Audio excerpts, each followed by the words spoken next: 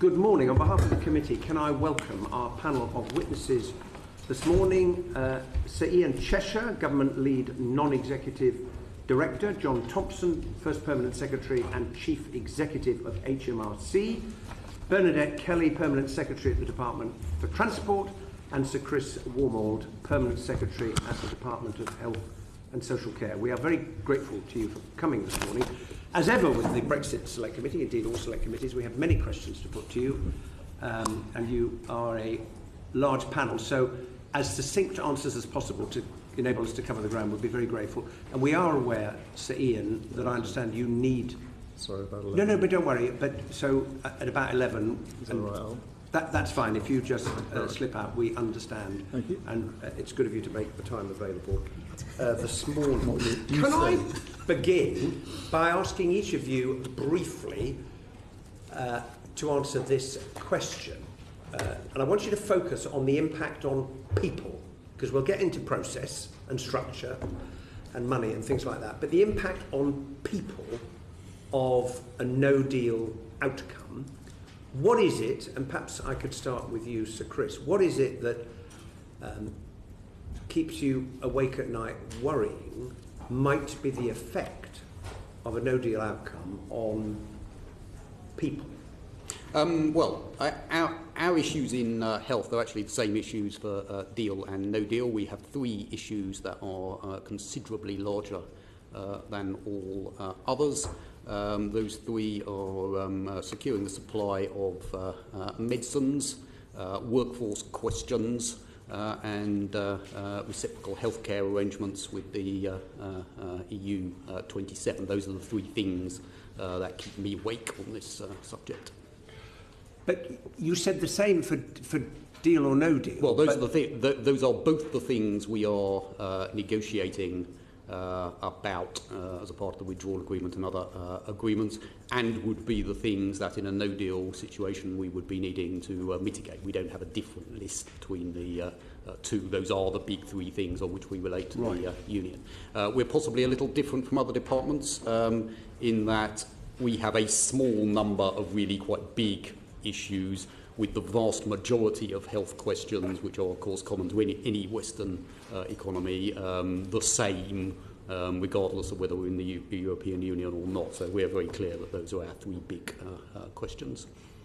Are you aware of any indication that the EU 27 have given, taking the EHIC card for instance, about what position they might adopt towards that in the event of no deal? Not in the event of no deal. We've had very good discussions about how all this would work in a deal. And in general, and I'll probably say this several times in the committee, health has not been a huge issue of contention in our dealings with the European Union. And I think most countries, and I would hope this would continue, see it as their responsibility to ensure that vulnerable people are catered for regardless of the outcome, and most people have been in conversations from that starting point, which is I'm sure why most of these issues haven't been hugely contentious. Most of our issues are practical ones rather than...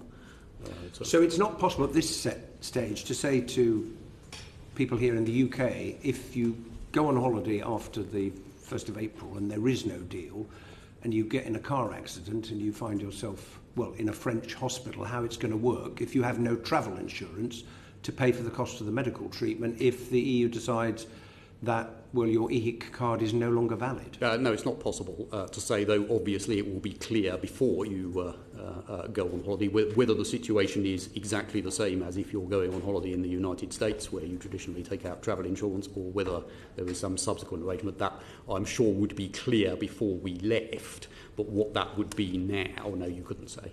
But what about citizens who might decide to go on holiday without any travel insurance? Have you done any contingency planning on having to bring people home if other hospitals say, well, we've stabilised the patient, but that's all we're going to do?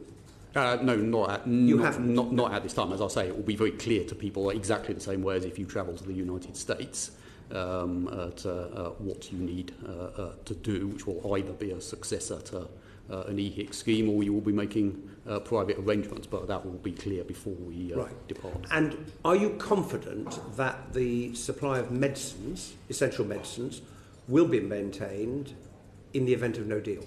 I never use words like confident. We have appropriate contingencies in place, as I'm sure you've picked up. Yep. We have asked the pharmaceutical industry to create a buffer stock or other appropriate arrangements if there is short-term disruption at the border. We are working with pharmaceutical companies on all that right now. We are pleased with their response, but it's a very complex market and very complex supply chain. So there will be things we can do in advance, such as buffer stocks, which we are doing, and then and as no one can really predict exactly what would happen, there will be decisions we would have to make along the way. So we are confident that we are putting in place all the correct mitigations, but in an incredibly complex supply chain, it of course remains very challenging. I should say it's quite challenging in normal circumstances. There are always medicines that we are worried about at any given time. We're currently dealing with, as I suspect you have noticed, with a world shortage around EpiPens, nothing to do with exiting the Union. So, as I say, it's a very complex set of supply chains. As I say, we're doing the right mitigations, but it remains extremely difficult. But are you able to give an assurance to patients that nothing that transpires as a result of a no-deal Brexit will prevent them from getting the medicines that they require? And as I say, I'm not here to give, and I never do this regardless of exiting the Union. We put in the right mitigations and contingency. But you're not able to give that assurance? Well, as I say, I don't do it outside. I'm asked this question a lot by committees, and in a business as complex as health, we don't issue insurances and guarantees, and nobody can. That's very clear. Thank you so much. Now, Miss Kelly, what worries you about what might happen to people? Well, there are probably four key things that cover the transport arena, and probably the first two bear on citizens quite directly. The second two, perhaps more on businesses, though of course those businesses employ people. So I would kind of categorise them as first ensuring that there is continuity of travel for people. And this is of course equally true under no deal and deal scenarios, as Mr. Wormald has indicated. So that's whether it's by air, road or rail. We want to ensure there is not disruption to travel for citizens or businesses. We want to minimise any burdens that citizens may bear as a result of leaving the EU. So, for example, in the area of driving permits, etc., we're very keen to ensure that additional burdens are not placed on citizens unnecessarily. I think in the other two areas I would point to, which are very important for the transport sector, but probably bear less directly on sort of members of the public, would be around ensuring that we have continuity of approvals and standards and licensing in areas like vehicle type approvals, in areas like aviation security and maritime security. These are very important, I think, to the transport sector and to the economy. And finally, we are, of course, on a contingency basis, making sure that there are arrangements in place to deal with any traffic disruption which could occur, particularly around Dover and Kent, as a consequence of a no-deal Brexit, or indeed for other reasons, actually, but we are putting in place. So those are probably, we've got 17 work streams, so obviously it's a lot more complicated than that, the totality of my department's work. But if I were kind of grouping them under themes, those would be the four areas that I say we are working extremely hard to ensure we have sensible arrangements in place to cover. That's very helpful. Can I take the last of those? Yeah. Those contingency plans are looking at what you do if there's queues of lorries. Now, as I understand the government's position, it is, in the event of a no-deal Brexit, the government would not be planning to do additional checks on lorries arriving from the continent, but what we don't know is what approach the French and Belgian and other authorities would take to lorries leaving the UK heading the other way. And so eventually, if there were queues in Calais, there would be a backing up of lorries. Is that what you're particularly concerned about? So obviously our arrangements, and this is partly a question about border controls. Yes, indeed. So obviously Mr Thompson will have more to say than I, but our arrangements, the arrangements that my department is making, are in relation to disruption which might lead to a backing up of lorries on the UK side of the border. Yes, indeed. Clearly that is all that we can ourselves prepare for and control, and so that is what my department's preparations are focused on. As you say, we do not control what the French may decide to do by way of checks on their side of the border. And as I say, that's as much to do with border checks, I think, as to do with traffic disruption. So possibly a question for Mr Thompson.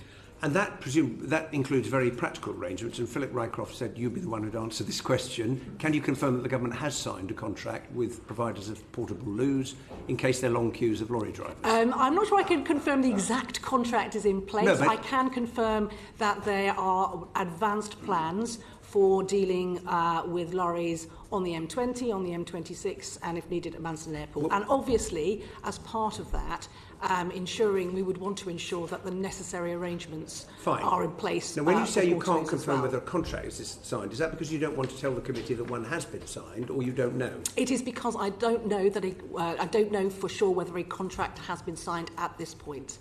Oh, because it was reported that it has been. Well, it may, in which case that may well be true. I tell you what would be very helpful to avoid me calling another member of your department who does know the answer to come before the committee, if you could just confirm that, because it is indicative of the degree of planning that is taking place. By the way, I would just say on this, we do have experience of dealing with this and working with local partners and Highways England to do it, including for Portaloo. So this isn't a particularly unusual or difficult thing, I think, to be arranged. Okay, and just on aviation, quickly, before I turn to Mr Thompson. Now, the technical notices have been published, say there are various permissions that would need to be got, and we're not sure how quickly and so on. Do you expect that on the 1st of April, particularly apposite date, if we get to that point and there is no deal, that passengers who have booked to fly from the UK to an EU country or within the EU on a UK airline, that they will be able to do that?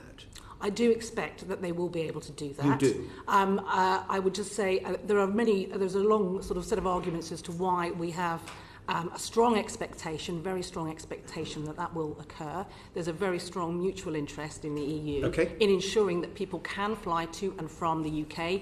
The Article 50 task force has itself indicated that in this area it would consider a bare bones agreement would be appropriate to ensure the continuity of flight. So I have I know Sir Chris's reluctance to use the word confidence, but I think we do expect that people will be able to fly. We have set out in technical notices the contingency arrangements that would apply in the extremely unlikely scenario that is not the case, but that is not my expectation. I expect people to be able to fly. Okay, that's very helpful. Now, Mr Thompson, what do you worry about in the event of no deal? So you asked about people, but... People, the impact on people, But clearly our focus is very much mostly on business customers. Well, I include businesses among the difference of people. That way. So our biggest concern about our business customers is readiness and awareness for day one no deal.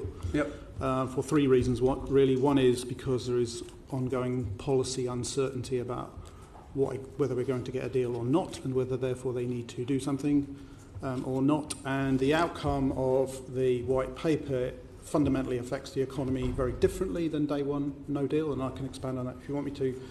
The second reason is because there's been limited engagement with the 145,000 intra-EU traders. We've written to all of them, but we said we're making you aware, but you don't need to do anything at the moment. And then we believe there's a further 100,000 intra-EU traders who we are not aware of because they do not need in any way to tell us that they're conducting intra-EU trade. Have you had many responses to that letter or email that you've sent saying, well, how would I find out what I would need to do if we end up with no deal? What is this form I would have to fill in that I've never had to fill in before? Almost none, surprisingly. We anticipated that between 6 and 10% would contact us, and it's been less than 1%. So you've no idea whether that's because they've already worked out what it is they will have to do, or they're hoping that it doesn't happen? It could be either of those. Well, it could. But so you're not able to make an assessment, obviously, as to the degree of preparedness on their part to cope with what would be required. Well, our assessment is that this is a red-rated risk. Red. Fine. There are two others, which I guess you might want to get to at some other point, but that is one of our 3 red-rated risks, which is will customers, in the event of day one no deal, and I think it's worth at least one of us recording that is not the government's preferred outcome of this process, that customers being able to do that is clearly a significant issue. Okay, that's very helpful. And Ian, just from your point of view. Yeah, well, from a sort of Cabinet Office and the sort of network of NEDs, we have been talking about the preparedness since the referendum result, and this has been a theme of the last 2 years, and the NED community has been very actively involved. I think in terms of specifically answering your question, Chair, the impact on people is generally difficult to predict at this moment, because even in the no-deal scenario, there will still be reactions from the other side, as it were, and until you know precisely your point about Calais, but this goes in all other areas, till you know what maybe a mixture of bare bones, bilats, various other arrangements are made, it genuinely is very difficult to predict. What we can say is that once we start seeing that pattern emerge and we know where the issue list is, then you can move quite quickly to start saying, well, what can we do from our end? But this isn't us, either the government, civil service or anyone else, saying single-handedly we will be able to work this out. So we have to see the shape of the reaction as well as the no deal. But there is a very long list of areas, and I think a good understanding from what I've seen from the Cabinet Office supervision of this, of where the issues will arise and therefore where we prioritise. So we will have to react very quickly once we start seeing the shape of those other actions. Do you, incidentally, I mean, Mr. Thompson referred to, I think you said 3 red areas, one which you spoke about. Do you happen to know how many reds there are across all of the departments? There's a fairly spectacularly long list of risks. I mean, if you can approach it... But do you know how many of them are red? If they've all got the same colour coding system? They don't have... So this is one of the aspects of departmental government. So there is a departmental assignment of rating. There is the network of audit committees, which is typically chaired by a NED. So we do see that, and the network does meet to discuss those. But if they don't have a common system for rating it, doesn't it make it rather difficult for those who are overseeing the process to work out what they should be worried about in supervising what the departments are up to? I think it is very much the decision on the rating in the department and the conversation at the relevant department board. Okay. That is entirely consistent because within the department it's consistent. Right. Very briefly, Mr. Thompson. So what happens is departments produce a monthly report that is then collated by the Department for Exit in the European Union, so that an overall view of across Whitehall is put together by DEX EU, and then that goes into corporate ministers in the Cabinet Office or to DEX EU. Okay, very helpful. Right, Stephen Crabb. Thanks. I'll start by just following up with Bernadette Kelly on your answer about aviation. I think the phrase you used was strong expectation that flights would continue as normally. You explained why you have that confidence. Strong expectation is still some way short of, I think, the phrase that the Secretary of State used last week at Transport Questions, where he said, I can give the House, I think he said, a categorical assurance that flights would carry on as normal. Do you think, why is there this gap between what you're saying and what the Secretary of State said? I understand what my Secretary of State gave a categorical assurance around was the question of all flights being grounded, which is somewhat different actually to the sort of slightly more narrow question of whether UK airlines would be able to fly and continue to fly to and from the EU. So he is very clear that that is not going to happen. I think there are very good reasons why he would give very strong assurance to the House on that. I remain, I think the likelihood of UK airlines being unable to fly is very low. As I say, the Article 50 Task Force wants to seek a bare bones agreement in this. Actually, all that is needed to ensure that flights can continue is for EASA to issue and authorisation. That is a simple matter. So we fully expect, as I say, UK airlines to be in a position to fly the day after exit day if we do exit with a no deal. So I do think the assurances I can give to the committee are strong. As I say, my Secretary of State was talking about the general grounding of airlines, and that we do not see as a likelihood at all. Thank you. Has any technical work started between EASA and the CAA about such a bare bones agreement that you're describing? Well, the bare bones agreement is something that the Commission, I think, would need to lead on, because it would relate to the sort of provision of air services and the agreements that would need to be in place. So it's not so much, as I understand it, a bare bones agreement would be more around sort of Commission negotiation than a technical agreement. CAA and EASA have technical discussions all the time, and of course we are currently a member of EASA and wish to remain a non-voting member of EASA after we exit. So there is a sort of long history of dialogue and cooperation between the CAA, and that continues obviously now, all the more importantly as we contemplate the possibility, though we hope not the likelihood, that we may need to put different arrangements in place. Thank you. So a question to you and to the rest of the panel. When we met with Michel Barnier at the beginning of last month, he was really clear with us that if negotiations break down, there's a no-deal scenario, he says there won't be side discussions, no side negotiations, no bilateral deals, the conversation stops. Now, from what you're saying, and from answers to some of the earlier questions, is the posture of HMG that kind of statement from Michel Barnier is pure rhetoric, and actually there will be ample appetite within the system in a no-deal scenario to strike all of these necessary bilateral deals to overcome some of the risks that you've already started to highlight? Well, I kind of think you may be asking me to comment on a sort of negotiation, which obviously I'm not really... No, it's about whether you've seen whether there is work going on now between ourselves and the Commission and other actors on some of these side deals that may be necessary. So, for example, in my own area, I'm not going to comment on any wider kind of discussions, but in my own area, as I say, we have seen in slides that Task Force 50 have published that they would see bare bones agreements on aviation as being something that they would need to consider. There is a very, very strong interest in the EU in maintaining the continuity of flights. We have 164 million people a year travelling between the EU and the UK. The other area is around rail services through the tunnel, where actually the Commission have indicated that they do see the need for us to maintain the continuity of those services. We have permissions to talk to the French about that, and those discussions have indeed begun. Okay. Mr. Christ.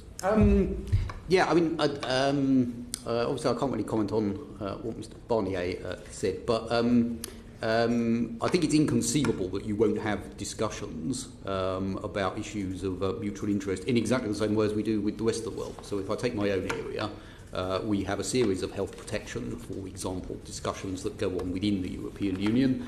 We have similar discussions with the CDC in the United States. We have similar discussions with the rest of the world, some of them as part of WHO arrangements and etc. So would we go on working with countries in Europe one way or another on health protection, for example? Seems almost inconceivable that you would not. Would they be part of a sort of formal discussion with the European Union of the type we've just been having? And if that's what Mr. Barnier means, well, possibly not. But would discussions go on? Of course they would. Right. Sir Ian? Yeah, I think obviously you are in the middle of a negotiation, so I think you'll be quite careful about taking the negotiators' public statements as being the entire sort of story. I think there's also a level of pragmatism that if we are faced with a no-deal situation, then that is a decision which you then have to go on and implement. As has been said, that's absolutely not the government's preferred outcome, but we have to prepare for that as a responsible administration. And therefore you do identify where you would have to go to find those types of agreements that will provide continuity. They won't necessarily provide the longer term answer, but the immediate issue is to deal with the urgent and highly impactful issues, such as the M25 type scenarios, airports and medicine. So I think there is clarity that we know where those issues are and what we would need to do, but we are still in the middle of something, so it's hard to go further than that. I guess what I'm trying to test is whether there is actual hard evidence now that there will be this pragmatism, that we can say with reasonable confidence that we'll be able to strike the necessary short-term bilateral agreements, or whether we're just making a punt on an expectation that they will play ball. Isn't there a danger here of misreading of cues and signals? In my opinion, I mean, we can't say we know for sure at this point. We are literally in the middle of this. I think there is, though, enough evidence, and to pick up on Bernadette's point on aviation, people on the other side of these negotiations are looking at their end of these issues. If you are responsible for Calais, you are thinking about this quite hard. So you can't prove that at the moment, so I couldn't give you that assurance. So perhaps I could answer your question as chairman of the Border Delivery Group, which is a pan-Whitehall group of 26 organisations which tries to coordinate the delivery of the border. And the answer to your question is we simply don't know, and how exactly member states behave and how that translates into the operation of the border is the second of the three big risks that I believe we face from HMRC's perspective. We don't know whether the French, the Dutch, the Belgians and the Irish in particular will be reasonable or they'll be legalistic, and it makes a significant difference to the level of checking which may or may not take place on both imports and exports, which the Chair referred to earlier, and then simulating what that might mean in terms of the operation of the border is extremely difficult to work that out. There are no side deals that I'm aware of that we're working on from an HMRC perspective. Okay, thank you very much. Okay, thank you. Seema Malhotra. Thank you very much.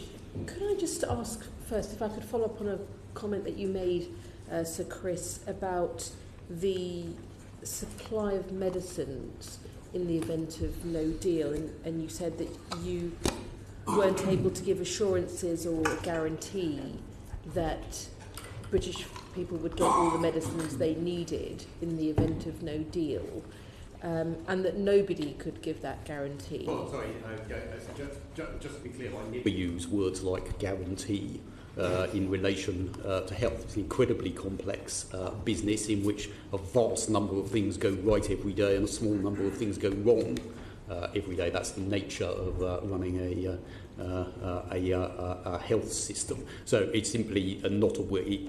It's not a word that means anything. We are in a constant business in health of making contingency plans for things we hope will never happen. Those contingency plans work on a prepare and respond basis, so the things you can do in advance to put yourself in the best position to deal with those things you do, and then you have to respond to events as you happen, and if you do it right, everything works. That's not a system in which you issue guarantees or in which they mean it. Well, perhaps I could use a word that may have more sense associated with it.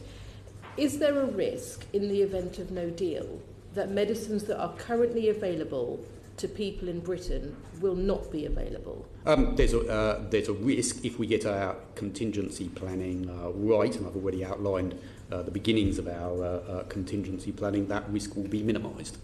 Okay, I'm going to thank you for that, and I appreciate your remarks. If I could pass on to some questions about the legislative side of planning for Brexit. The government so far managed to pass 6 of the 13 currently announced Brexit bills.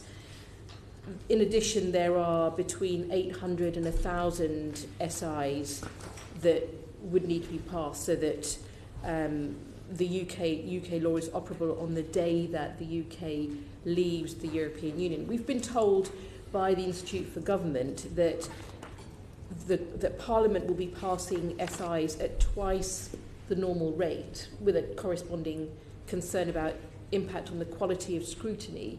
Would you share that concern about the impact on scrutiny of the rate at which SIs will need to be passed by Parliament? Perhaps I could. So it's quite difficult for us to, I don't know whether three of them look at me. It's quite difficult for us to give you an opinion about where does this situation, how does it play in any sort of historic terms. We know there's a lot. The number of SIs, I think, continues to reduce is my understanding of it. So if I take my own department for instance, we do have the Taxation Cross-Border Trade Act. Our original estimate was that the number of statutory instruments would be around 100 to 110. That's now fallen to 48. So it's possible that through a process of being really clear and prioritising that the number might come down. I'm afraid that I can't then say about the workings of the House and what that means for you and other members. But could I just probe on that? What does that mean in terms of them coming down? Does that mean that a change to legislation is no longer required, or does it mean that ministers are able to make any of those changes without scrutiny of the House? What does that mean? So we've been very focused on the original estimates of the number of statutory instruments was clearly a significant one. Certainly departmentally, we took the decision to sit down and say, do we actually really need this level of statutory instruments to go through, or are there already existing powers to minimise the number of statutory instruments to bring the Act into effect? And therefore we've moved from, as I said, 100 to 110 was the original estimate some time ago, down now to 48, and that number will vary a little, but that's obviously significantly less than it was when we started. So what does existing powers actually mean? There's no change, or there is a change but it doesn't come through an SI route? Well, we've been looking at what are the existing powers that ministers have, and could some of those powers be used? Of course, there's a regular stream of finance acts that give powers to ministers to some degree already. So we've tried to remove some of the SIs where there are already existing powers, but they don't need further existing powers for ministers to make decisions, yes, and make changes without it coming through to correct Parliament. And secondly, we've consolidated some into single SIs rather than two. So you can consolidate and shorten so that you bring the effect through one statutory instrument rather than two or three. If I could move on to, thank you very much for that. What it does suggest is that there is even less scrutiny of changes that are being made if we're in a position of a reduced number of SIs and increasing number of changes being made by ministers without that being explicit and transparent. But perhaps if they already have those powers, then they would have previously been scrutinised by the House. And I would say that the latest Cabinet Office review suggested that the SI number was 462, and it is a bit of a moving target, as John says, because you do try and analyse what's absolutely necessary, and there's absolutely no intention to avoid scrutiny in Parliament, quite the reverse. But what is important is that you define it. And again, given a moving target with the shape of the deal and no deal, those numbers will be landing at a relatively late stage. So I think it's manageable. It's not easy, but it is absolutely being engaged with, and I've seen that level of engagement myself. And Ms Kelly, thank you very much for that. Ms Kelly, your department has come under some scrutiny from the National Audit Office as well, in terms of preparedness and the timetable for laying secondary legislation, described as now seriously compressed. Do you believe there is a backlog in your department, and if so, what's the scale of that backlog? I don't believe there's a backlog, because we've been working extremely hard to manage our forward programme of legislation. And actually I'd say we've been continuing to work at that since the NA reported, which I think was in June. So I'd say we've seen improvement actually in our overall readiness on legislation. We obviously already have our Road Haulage and Trailer Registration Act on the statute book ahead of time. My department currently has 66 related EU exit related statutory instruments which we are processing. 17 have been laid, I believe 3 actually before the House today. And we have a forward plan which we are working extremely hard to keep on track. I mean, as John and Serene say, we will constantly kind of look to ensure that we are prioritising that work so as to manage it and to manage the burden on Parliament. But we do have a plan, and it's a plan which we're working very, very hard to deliver. With confidence that they'll all go through by February? I think we have confidence that we can produce the legislation we need to produce to the time frame that we need to do it. Obviously, I don't control the constraints that may exist on parliamentary time, but as a department, what I need to do is make sure that there is nothing that we are failing to do that is causing any backlog in legislation, and I think that's where we are at the moment. And could I just finally ask, perhaps, Sir Ian, we heard last week that the Parliamentary Council is recruiting more drafters. Mm-hmm. Is there a risk that Whitehall doesn't have the capacity to get the legislation needed for Brexit through by next March? I think obviously when we were looking at the planning for this both deal and no deal scenario, the civil service capability was a big issue here. I mean, at the very beginning, across Whitehall, there was identified a need for over 16,000 people to be added. The parliamentary drafts and service is one key element of that. It is something that's been actively thought about, and again, there's no way of eliminating sort of zero risk, but contingency measures have been put in place. And I think, speaking to Elizabeth Gardner at a recent board meeting, we specifically covered this question, and she is confident that we have the capacity. But again, this is a general situation where there are no way of saying there's no risk and no way of giving absolute guarantees, but it is actively being managed.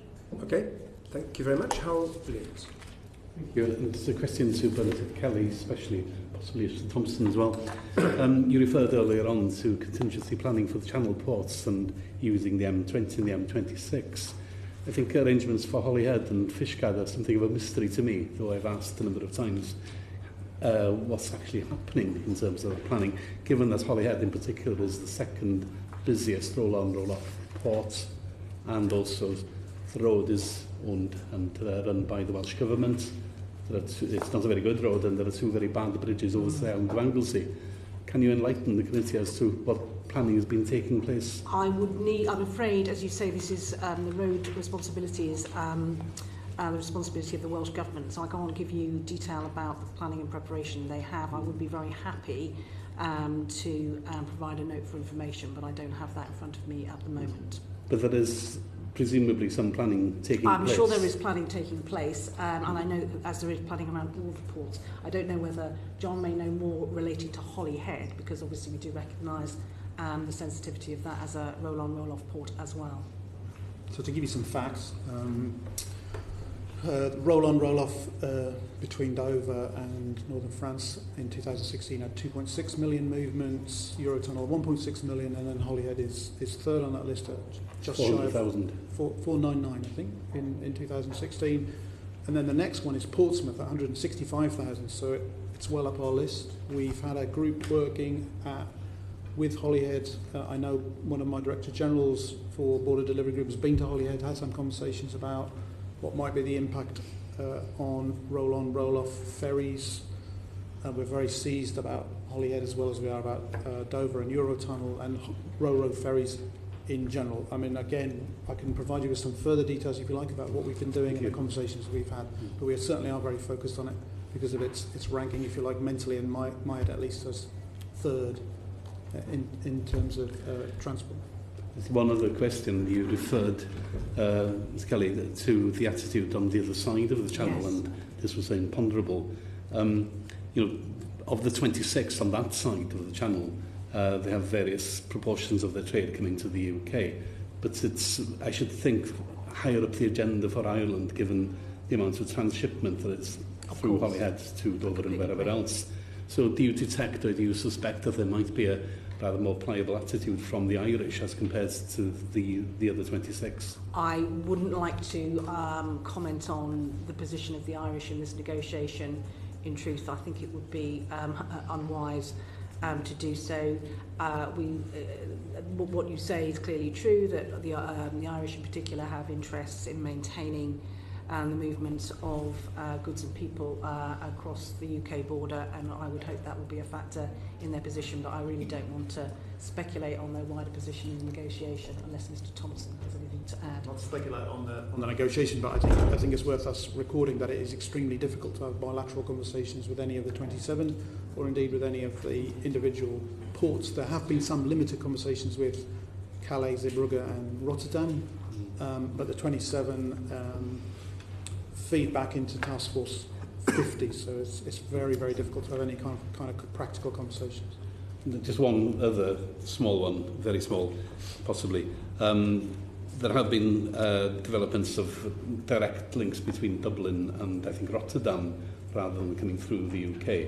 I take it that you are aware of those, of course, and that you are contingency planning for changes in the trade through the UK as a result.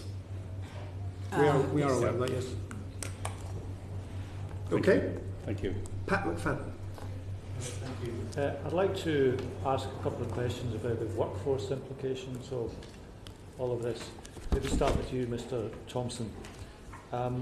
Could you tell us a little bit about the headcount implications since the referendum for your department, and then maybe looking forward a few years to how many more people have you hired? How many more are you preparing to hire?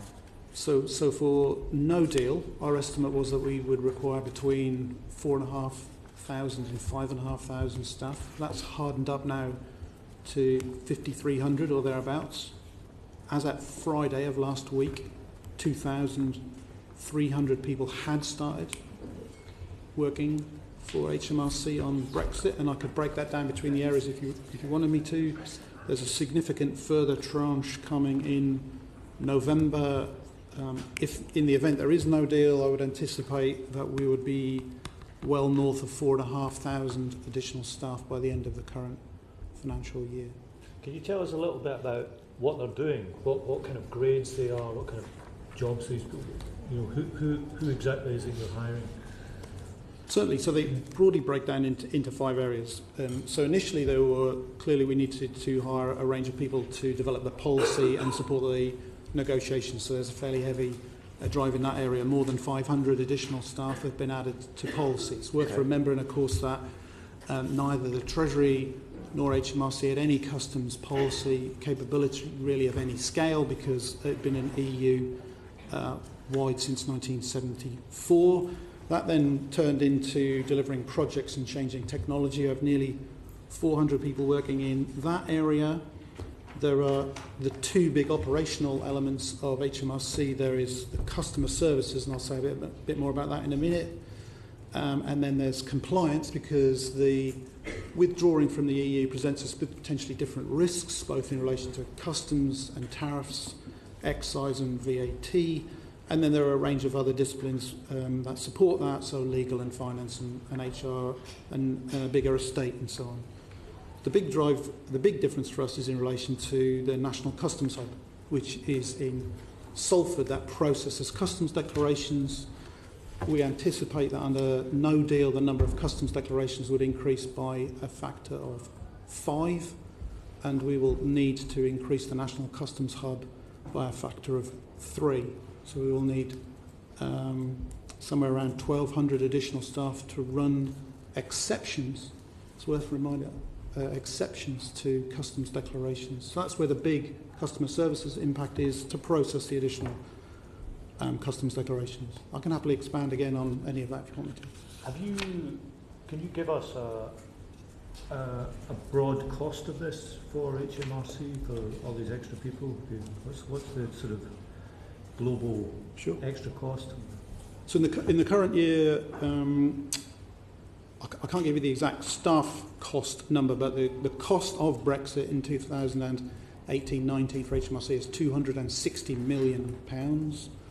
Our estimate for next year, in the event that there's a deal, is just over 400 million, and in the event that there's no deal, 450 million pounds. Okay, thank you. If I could turn to you, Sir Chris, the NHS is, in our briefing, it's a slightly curious figure we've been given about Department of Health staff counts, which points to a huge reduction due to the creation of NHS England and Public Health England a few years ago in terms of the headcount. Oh yes, that's enormous. Yes. But that's a slightly artificial impression because people all my numbers are going to sound very small compared to Mr. Thompson's because of the type of department we are. We're primarily a policy department with all the delivery functions now with NHS England, NHS Improvement, and our other arm's length bodies.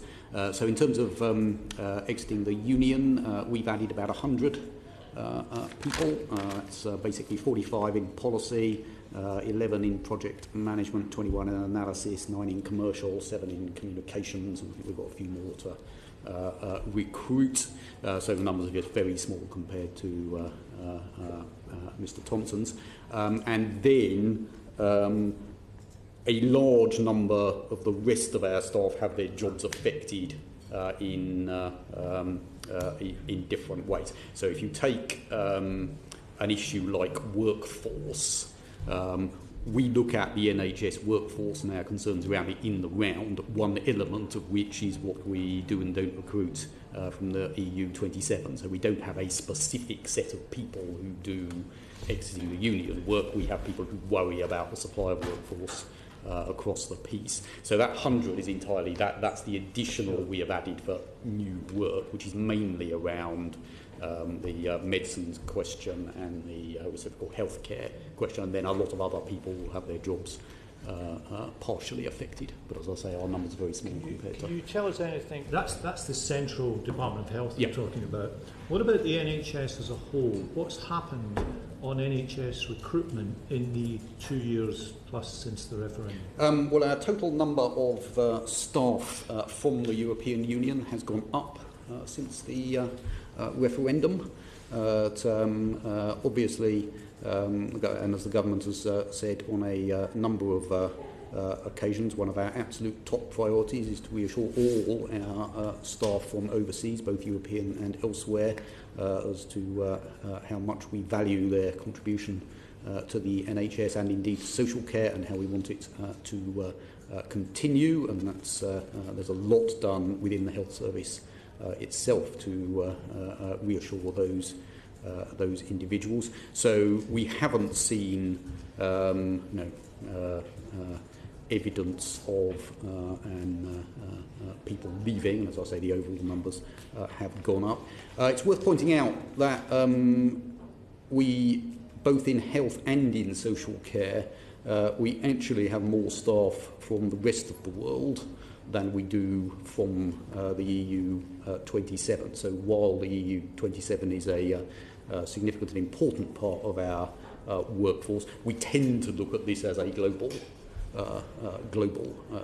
market. Now, there clearly will be implications for us, not particularly from the specific exiting the union questions. It's more a question for the government and its future immigration policy.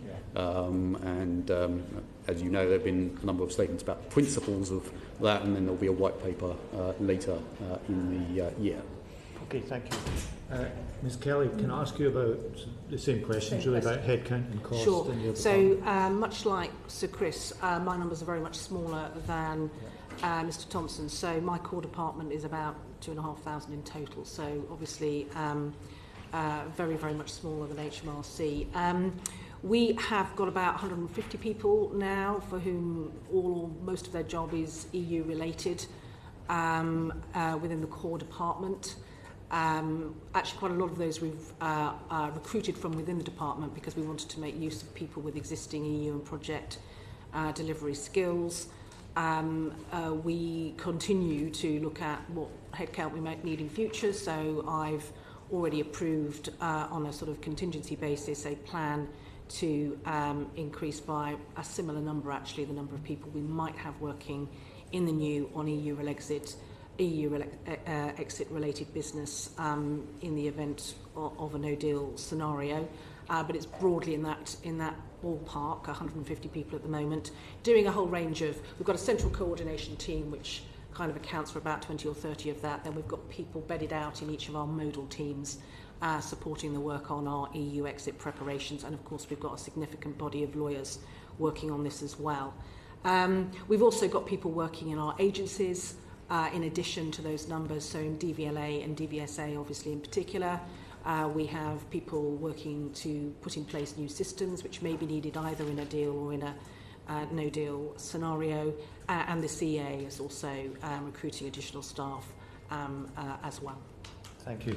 Sir Ian, last week we took evidence from Jill Rutter of the Institute for Government, who described Brexit as a job-creating bonanza for the civil service. Having heard from 3 individual departments, can you give us an overview of what the impact of Brexit has been on civil service recruitment more broadly since the referendum?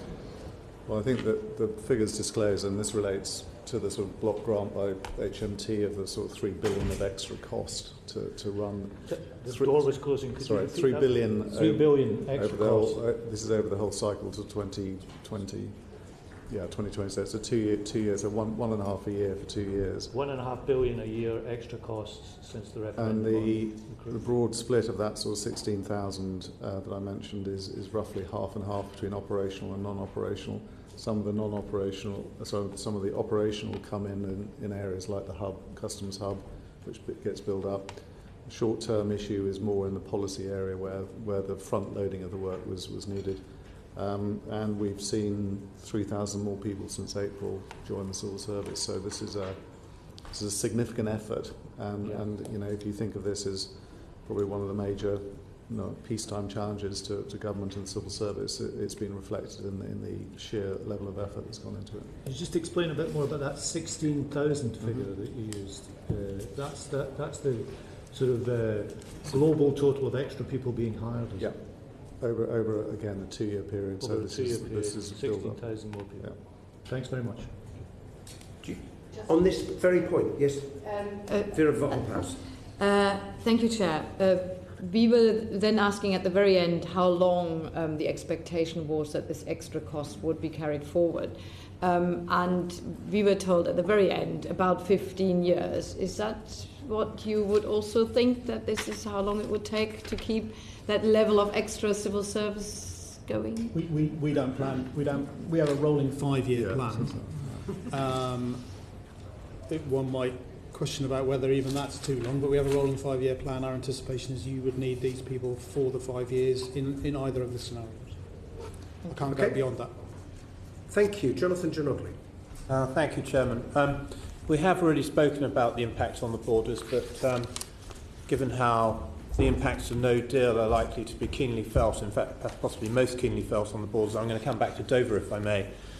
And I was looking at the report produced by UK and a Changing Europe, and they say Dover in particular is likely to be heavily affected, as almost all of its traders with the EU. Currently as few as 2 out of 180 lorries are checked.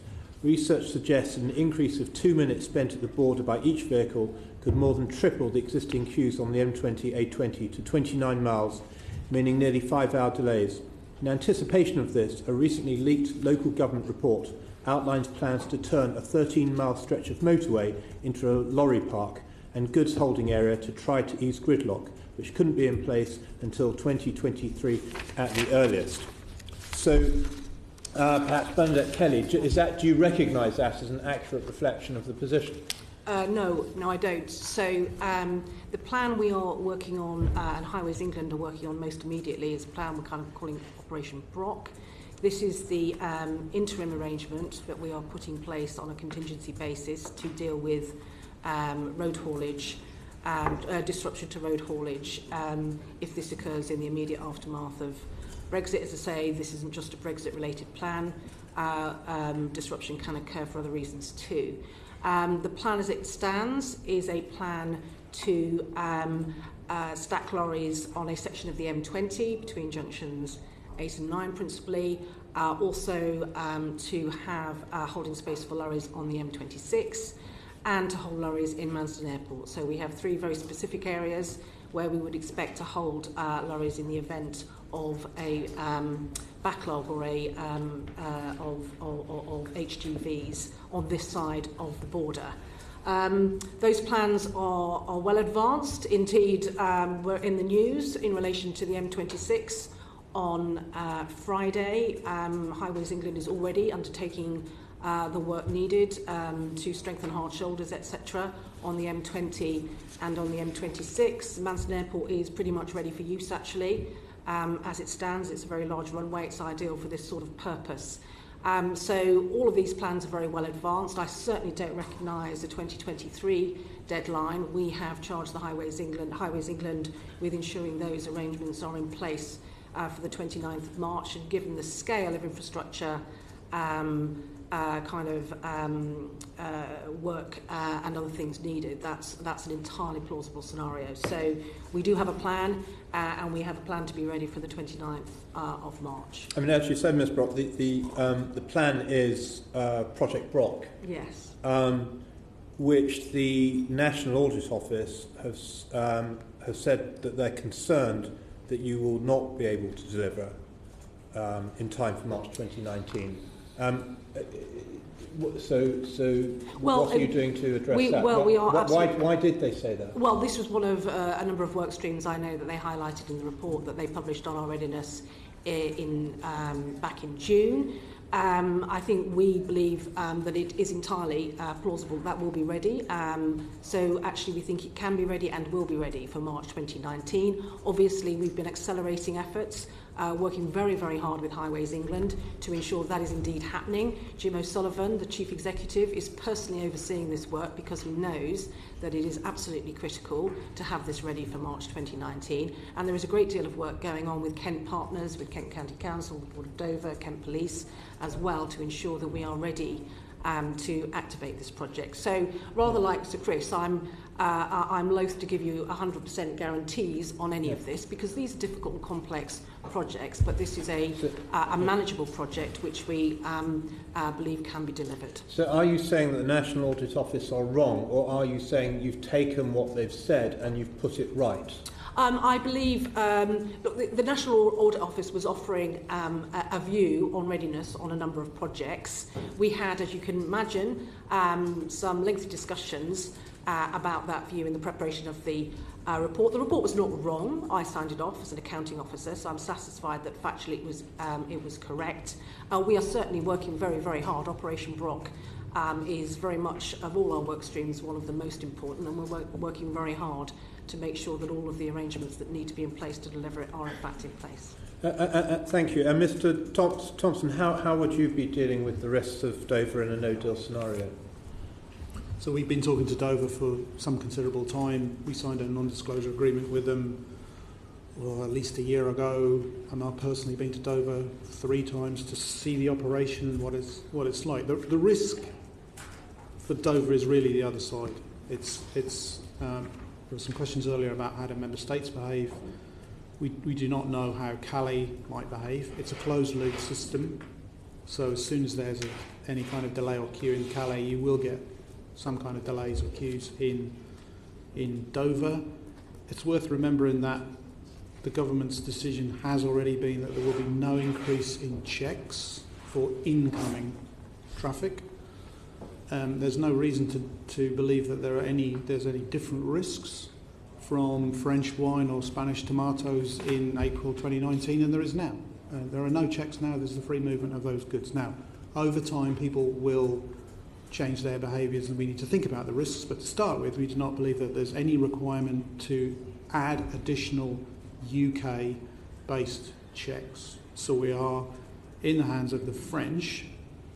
And this comes back to at what point can we talk to them about the reality of no deal and how reasonable or legalistic are they going to be. And at this point, given that the government's preferred outcome is to strike the withdrawal agreement, we have plans to engage with the French in the event that there is no deal, to work our way through this, because the one element of the report which is correct is if you add in additional time to check in France, the traffic will slow down, the system becomes less optimal, and then from there on you have to begin to speculate about how long does that last and what does it really mean and so on.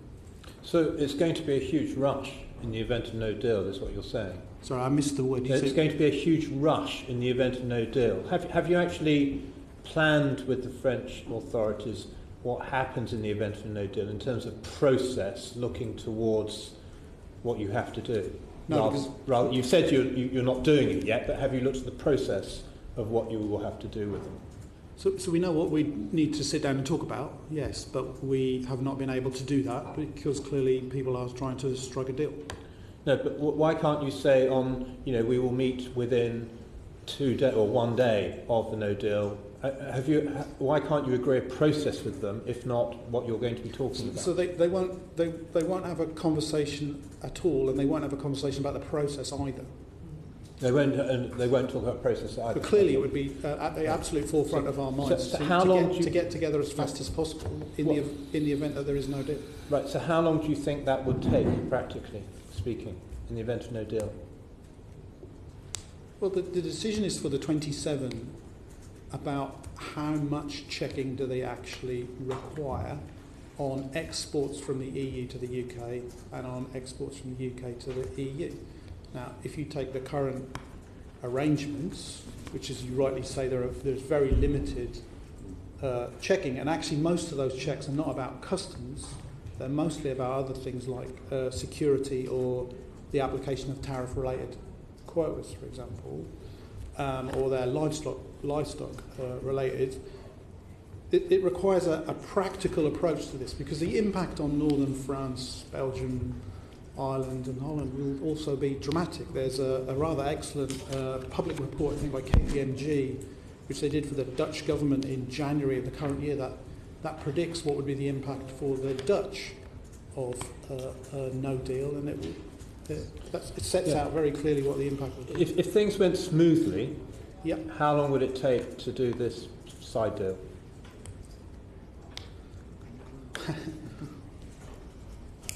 I do not believe that a conversation which lasts more than a few hours that says don't increase the number of checks. Frankly, I mean, that's what we're talking about. That's realistic. Well, I don't know whether it's realistic, because I have literally no idea. So you are, what we are trying to do here, we've had these conversations with ministers, is you are trying to guess what the President of France will instruct customs officials to actually do in the event of no deal. And I can't speculate on that. It's just, I can't mind read the President of France. Thank you. Sorry. No, that's okay. Answer my question. Thank you. Great. Thank you, Sammy Wilson. Okay. Thank you. Mr. Thompson, you have stated that in the event of a no-deal situation, you'd be able to run the border and the trail, and you've explained that this morning, yes, but that the systems would be suboptimal and yes, would carry some risks. Yes. Could you maybe explain just what further functions would need to be added after we leave the EU? How long would it take to add those, and what are the risks involved? So I think it's worth recording 4 things about the operation of the UK border. So first of all, that it's a high-functioning border. It's currently ranked by the World Bank as, I think, 5th in the world. Parts of it are at full capacity. It's highly efficient and it's technologically advanced. I mean, we have some genuine world-class facilities, say Thames Gateway or Felixstowe or Peel Ports in Liverpool. I mean, very technologically advanced. What I meant by suboptimal was the questions I was being asked there. So it's suboptimal really, for me, means 2 things. First of all, that there may be time delays or queues. Time equals money. So that's one aspect of it. And the second is there is additional administrative burdens on businesses of leaving the customs union and trading on WTO terms. And if you want me to set out what I think their estimate of that cost is, then I would do. So it would be suboptimal in that sense. Now, it's possible to get around the time delays and queues issue through the application of new technology. And the one which the government has advanced is a so-called inventory linking system. So at the minute, if you're trading with the rest of the world, you notify in advance that you're bringing a shipping container into Felixstowe. Our IT system, the Customs Handling Import and Export Facility system, will apply risking engines to those transactions, and 98% of all customs declarations and containers are approved without any intervention at all from a human. The machine does it, and it does it in less than 10 minutes. And secondly,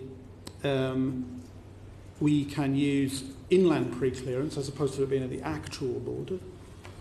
And then last of all, you want to put in checks at the physical border. So if you play a bit further forward, at the minute, roll-on, roll-off ferries do not use an inventory-linked system. And the government's policy has been, in both the deal and no deal, that inventory linking on ro-ros would be a good idea. We have agreed a second version now of the specification of what the government would like industry to implement. We are now going to go into a design phase with the ferry operating group.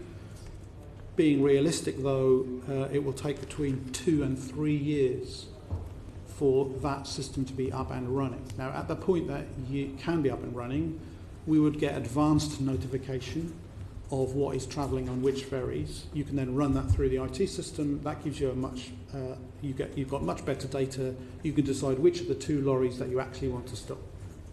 I mean, that's essentially the system, and we're looking for a mutual agreement to do that because essentially the ferry goes from Calais to Dover and back in a closed-loop system. So it would be in the interests of both the EU and us to implement that, and that's been, I think, well said by the government in various different papers. So the short answer to your question is between 2 and 3 years to get yourself around the time delay queue question, unless there's a more practical approach to it, which is agreed bilaterally.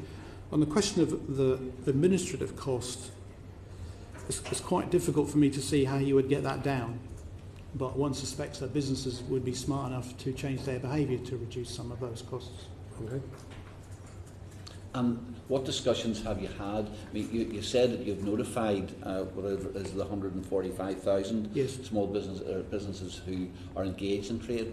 Are there any plans at present to go beyond simply notifying them and leaving it up to them to make contact with you to start talking about what current arrangements are and what new arrangement could be put in place? Yes, we prepared something called a partnership pack, which would set out for them what they would need to do in the event of no deal.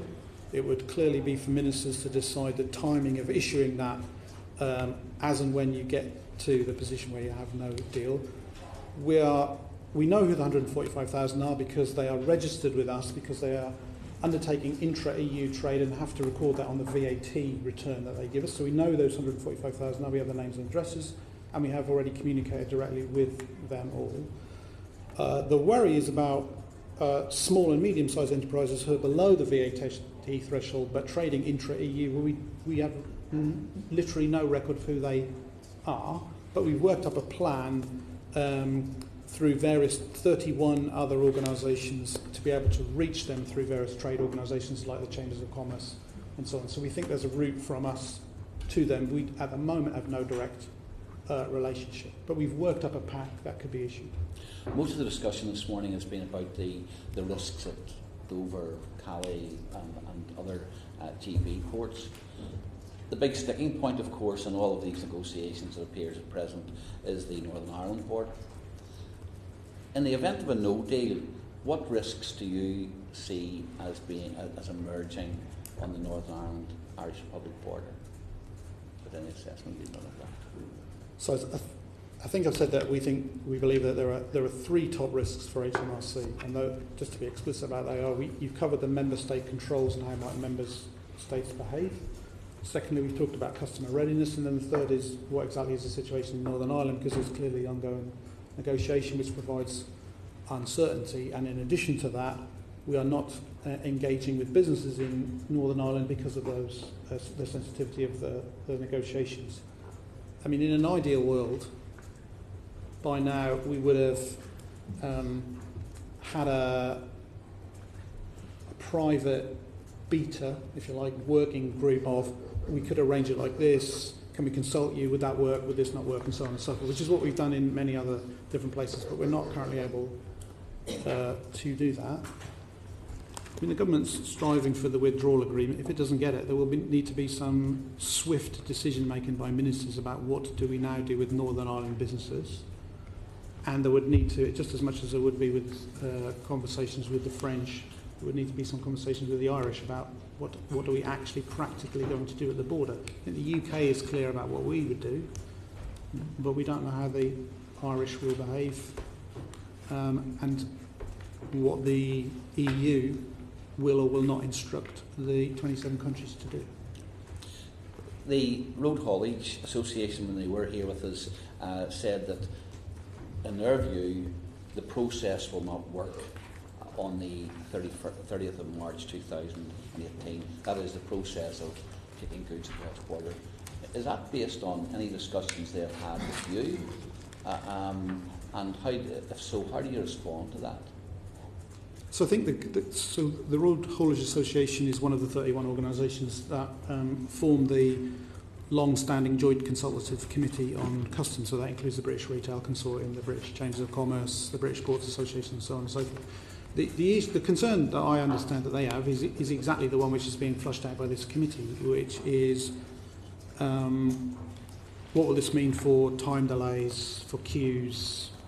What does that really mean for their members in terms of their approach to HGVs and roll-on, roll-off ferries? I think they share pretty much the same concerns we do.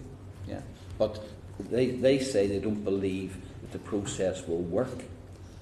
Given what you've suggested here today, that first of all, provided the French government are prepared to cooperate and the Irish government are prepared to cooperate, there shouldn't be a problem with huge delays, with backups at the border, etc. Are you really saying that any fears they have are dependent upon how robustly the EU side? No, I absolutely did not say that. I absolutely did not say that. I said we do not know. I'd have to guess the mind of the President of France to be able to answer your question. We do not know. We cannot give you or ministers any assurances whatsoever of what will actually happen in the event of that there is no deal, or what will happen between the point when you reach that and the 31st of March. We do not know. We can plan for, we would need to swiftly engage and have a conversation and see whether we can practically navigate our way around these issues, but we do not know, and I cannot speculate, and we also cannot talk. So there are multiple problems there. I can't tell you it'll all be fine. I absolutely cannot tell you that. Okay. Can I just can't be any clearer with you, can I? One last question. the changing the UK and changing Europe have said that there will be health concerns around continued health cooperation between Northern Ireland and the Irish Republic. Currently, there are arrangements for cancer patients we treat it in Londonderry, for children with heart disease we treat it in Dublin, for accident and emergency we provide it in Newry. What steps have the Department of Health taken to ensure that these arrangements would be maintained, especially since they're not dependent upon any EU arrangements? They're department to department arrangements between the government of Northern Ireland and the government of the Irish Republic. Yeah, I mean, as I'm sure you know, I don't cover the NHS in Northern Ireland. That's an entirely devolved matter, so those would mainly be questions for my colleagues in Belfast. We have regular discussions with all three devolved administrations about areas of mutual interest, and some of what we do is UK wide. So the things we were discussing earlier around reciprocal healthcare are done on a whole UK basis. And actually on our drugs and medicine supply questions, because we can't actually differentiate where medicines that come in through Dover and elsewhere go to, we do, our numbers are all on a UK basis, but in terms of the traffic of people, that will be a matter for my colleagues in Northern Ireland. So we discuss with them, but it's not something I could. But since it's department to department, you know, the Department of Health in the Republic and Department of Health in Northern Ireland, it shouldn't be affected at all by whether we are in the EU or out of the EU. Well, it would come to the comments that John Thompson has just made. We don't know, and it will depend upon the attitudes of governments in that situation. I think the only thing I would say, going back to I think I said earlier, throughout this, we've seen no signs that anyone on any side of this debate wishes to do things that damage patient care. So my hope, and it is no more than a hope, is everyone would continue with that extremely sensible approach. As you've said, there was an awful lot of health traffic between us and the Republic of Ireland. Actually, there's a fair amount with England, because a number of patients from the Republic travel to specialist facilities in London, as I'm sure you know. As I say, I would hope that, as it's about the treatment of vulnerable individuals, everyone will be sensible and want people to be going on living their lives as they do, but I can't guarantee that for the reasons that Mr Thompson set out. Okay, just to be absolutely clear, there'd be nothing to stop that being the subject of a bilateral agreement between the United Kingdom and the Republic of Ireland. There's nothing to stop. It wouldn't require the approval of the EU. Sorry? It wouldn't require the approval of the EU. It could be. I think. Well, I mean, it would depend on what our colleagues in Dublin felt they didn't need. I mean, these arrangements with the Republic of Ireland predate either of our memberships. Okay. With the EU, but I can't comment on legally what they would need to do. Fine. Okay, Richard Gray. Thank you very much, and thank you all for coming today. Serene, before you disappear in a few moments, in overseeing the work of non-executive directors in each department do their scenario planning, they and you are wrestling with issues that concern process, practical issues, and also political risk. So in terms of scenario planning for a no-deal scenario, in your mind, are there two different no-deal scenarios? One is where the government of the United Kingdom and the European Union fail to reach agreement, and the Prime Minister comes back to say that she is unable to recommend a deal. And secondly, a situation where she does come back with a deal which Parliament refuses to approve. How are you tackling those two different scenarios? Because there will be a time difference in both between them happening and the end of March. Yes, I think there is. I mean, basically, what we've seen from a Cabinet Office overview and the non-exec network overview is very much twin tracks of work, no deal and deal. I don't think we've seen a lot of variation in the no-deal scenario between those two outcomes you described, but there is clearly a timing challenge. And one of the conversations that is difficult to have at the moment is there has to be at some point, obviously pre-March, a decision that there is no deal. And when exactly that decision is taken, be it by the Prime Minister or by a failure of a meaningful vote, that is the trigger point for some of these other conversations we've been talking about. The longer we can have in that period, frankly, the better from a mitigation point of view. But the decision about when that happens and which process is so far out of our hands that it's not something we've spent much time looking at. No, I understand that. Previous Secretary of State David Davis told this committee that in a no-deal scenario he could imagine either a bare bones, what he called a bare bones deal, or a series of sort of mini deals. In your scenario planning at the moment, has there been any consideration of what either of those two might look like, or again, is that too speculative to focus on? I think I would probably defer on the detail to the experience of the civil servants to my left here. I think what we've seen as boards is, because of the nature of government being very much structured around department priorities, the assumption is that you'd have to have a series of departmental and, as has been said, geographic specific deals. So it's transport talking to France and Belgium, it's probably a slightly broader deal in the shape of health. So actually what you end up with is a patchwork rather than, I think it's quite unlikely you'd see a quick EU-wide bare bones deal, and actually the issues are more granular and more specific.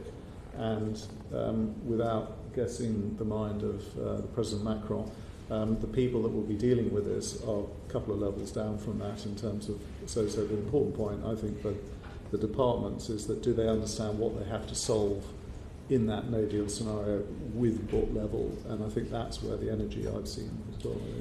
And in terms of our own preparations, clearly, as John Thompson and others have intimated, we can take a view at this stage about what we would do. To what extent are you comfortable that almost all departments and organisations within a department have effectively arrived at the what we would do if, and that those have been signed off by Secretaries of State and so on in each department? I think it is clear that everyone has engaged, everyone's got the issue list, and so we've got 43 projects in the current portfolio that you would have to tackle for no deal. And there is a good oversight, and then I think I've seen evidence of a lot of departmental engagement at board and Secretary of State and other levels. So I'm confident we know the issue area, the exact type of action, again, is very difficult to nail down because you don't have the political decision and you don't have the exact detail on the bilats that you would need. But it's sort of ready to go at a point when we can get a signal to move. But I think the civil service ability to respond to this at this point is hamstrung by the fact that we don't have the clarity of decision, but we know where we need to go once we have that clarity. Yeah. And lastly, just Rean, if I might, Chair. I mean, the advantage of non-executive directors, in a sense, is that you can be detached. You can look at it from an outsider's point of view and aim off for where you see potentially either wishful thinking from politicians or rank optimism from civil servants about their ability of their departments to respond to any and every challenge the world throws at them. Where do you think the surprise in terms of preparation might happen? Where are you thinking this is a sort of area where we're not expecting anything to happen, but who knows in a scenario where it's almost impossible to plan? Yes, there's lots of conversation about known knowns, unknown unknowns, and unknowns unknowns. I think what we've been, and I would actually generally say both the non-exec committee over the last 18 months and the civil service have spent a lot of time worrying about where to be worried. And I think that has produced a very effective oversight. I'm very confident we know where multiple landmines might be. I think the problem is we don't know which are the most likely to go off in that period, and the difference between a deal and a no deal means you do have two sets of preparations to plan. What I would say is I haven't detected any wild sense of optimism. I mean, I think if anything, you've got a lot of quite worried people in Whitehall at the moment who are absolutely focused on doing the right thing. There does need to be this period well before March when a decision is made as to which scenario we're in, and at that point then I think we would be much more able, Richard, to answer your question, but we're slightly shy of that. Thank you. John Thompson, I mean, clearly you've spent huge amounts of time thinking on this. You've given a lot of evidence to this committee and others. So in many ways, you probably thought out the scenarios in huge details. But one aspect to it that I don't think we've really asked you about at the moment is whether there are any revenue potential implications. And one thing I'm not clear about is a lot has been said that if we leave with no deal, then on the 1st of April 2019, WTO tariffs kick in. What does that get to mean, particularly for agricultural produce, where I think tariffs, WTO tariffs, are quite high? And what are both the practical impacts of potential delays for, let's say, sheep farmers getting sheep to the restaurants in Paris, but also the impact on flows and costs to consumers of a sudden huge increase of tariffs on those goods? So you, just to be clear about that question you're asking me, you asked me about revenue and then you asked me about paying tariffs. So one of those is an income stream, one's a cost. So which one are you interested in? Correct. Well, I'm interested in both because I just don't think we're quite clear. So it would be for ministers to decide what tariffs, if any, it wished to put in the event of no deal. There have been no, as far as I can see, no announcements by any ministers about putting tariffs in for the UK, but that would clearly be a future decision for ministers to make. It's a shared responsibility between the Treasury and the Department for International Trade. It's relatively straightforward for us to put tariffs, new tariffs in. Our current system, we wouldn't revert automatically to WTO tariffs. We the UK. Yeah. Ministers have not said anything about what the future UK tariff position is. So that would be a decision by the government. Correct. There would be no automatic implication and transfer, if you like, of a tariff regime to the WTO tariffs. When you talk about WTO tariffs, you have to lodge with the WTO a tariff schedule, and it would therefore it's for the government to decide which tariffs it does or does not want to put in for what goods. Right. I think the last time I checked, there were 14,000 tariffs in a tariff schedule. And what tariffs would then apply for exporters into the European Union in that situation? So the only reasonable estimate you can make is that UK exports would have to pay the common external tariff. I mean, there are ranges with that because there are 44 variants to the EU's common external tariff, depending on the free trade agreements that they've struck. So if you assume that it's the common external tariff, that UK exports would have to pay the CBI estimated that at between £4.5 and £6 billion a year of additional tariff costs for UK exporters. And give us an idea of which sectors would be most hit. From memory, it's cars and vehicle manufacturing, chemicals and agriculture, I believe. And just to be really clear, that tariff policies are HMRC, so I'm giving you the best information I have. Thank you. And of the 145,000 companies I think you've mentioned who are exporting to Europe at the moment, yes, you've indicated, and indeed the FSB said something very similar only the other day, that not many of them are really engaging in terms of concerns and preparations. Yes. The FSB suggested that the vast majority of these exporters actually don't export anywhere else and therefore are never used to filling in customs forms and having to deal with some elements of what could be called friction when exporting. What's your take on that? Well, that's correct. So there are 77,000 companies that trade only with the rest of the world, 73,000 that trade with the rest of the world and the EU, and 145,000, a minimum of 145,000 that trade only intra-EU. So the 77,000 and the 73,000, because they're trading with the rest of the world, would be used to customs processes. Yeah. And what 45,000 would be completely new. What paperwork would they have to actually complete if they were just exporting to the EU in this new world of a no deal post the end of March? So I think a reasonable assumption would be that we would have to comply with the standard EU custom declaration. The last time I checked, it had 55 data fields in it. There's a standard one that's used by the 28. Right, thank you. One last question, if I might. Well, we really need... Very quick one. Justice Sir Chris, if I might. Again, assuming this worst-case scenario, no deal, end of March, European health insurance has helped huge numbers of British people travelling on the continent who become ill for different reasons. What would happen? In the event of no deal with no other arrangements, all the current arrangements around EHIC would fall, and individuals would have to take out appropriate travel insurance, exactly as if you were travelling to the United States or Canada or any other country where we don't have a set of bilateral agreements. Right, but no more, you sign the bit of paper and the bill comes back to the NHS. But the EHIC system is a series of intra-government agreements to pay for our own citizens both ways. So if in the event of a pure no deal, clearly that wouldn't exist. There are some countries where we have of our bilateral arrangements not to do with the EU, but in the vast majority of cases, then when you go abroad, you're responsible for assuring that you have appropriate health cover, as I say, every time you get on a plane to the United States. Thank you. Okay. Now, did you have another very quick question before I bring Peter Grant in? Just a very quick one to any of you. Given that you earlier said that actually the lights are not going to go out if there's no deal, what is actually the difference between a small bare-bone agreement and no deal?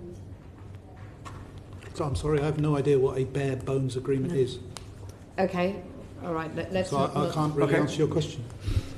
Well, it was. I think it was a phrase that the previous Secretary of State used at some point. But anyway, okay. Sorry. But Peter Grant. Thank you. Thank you. Can each of you tell us whether you are aware of any increase in the number of times the department has been asked not to share information either with other departments or with external stakeholders? Some of the external stakeholders have told us they think that there's less information being shared now than would be normal in the course of government work. Has there been any such direct or indirect instruction to any of your departments? I don't think there's been any instruction to anyone, but it's come out during the course of this hearing on a number of occasions. The biggest challenge for us and industry and individuals is the level of uncertainty. So there were a large number of people, certainly in the sectors I'm responsible for, what they really want is certainty, which we cannot currently give them for all the reasons that we've just discussed. And I suspect what people are seeing is more that phenomenon than it is secrecy. We don't have any instruction. In fact, if anything, we've gone the other way. We've created 19 working groups that are in 3 broad areas. Some geographic working groups like Kent or Scotland, some on mode of transport like ro-ro or air, and then some on cross-cutting things like infrastructure and data exchange. Actually, there's a mixture of using existing consultative forums, and we've used NDAs in some places. Actually, that's really helped to improve policy advice to ministers, as far as I can see. And I think it would be the same story for my department, where we've been engaging very, very extensively with our stakeholders and key sectors. In some cases, we've done that consultation and engagement under non-disclosure agreements, because that's been sort of appropriate in order to create a space in which we can have confidential conversations and also protect any commercial sensitivities. That's often been very productive. So, for example, our air safety technical notice, which is some 20 pages long and is indeed very, very technical indeed, was produced through a very intensive process of consultation with the industry under an NDA, and I think they would agree and say publicly it is a much better document because we were able to do that engagement with them. Thank you. I haven't seen any evidence of that idea of a sort of instruction, nor if anything, I think we're now seeing more engagement with business, particularly as these things come more towards the deadline. So it's difficult in the early stages of a negotiation because there is, frankly, a need for secrecy if you're having this public negotiation, but I think we're now moving on, and my impression is actually the other way.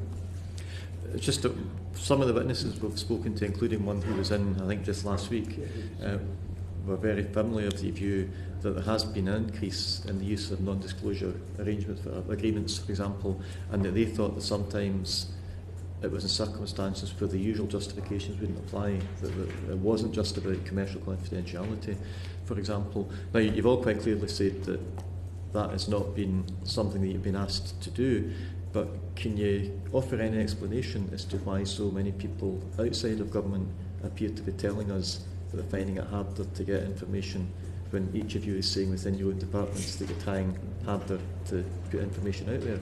Where does the difference in perception come from?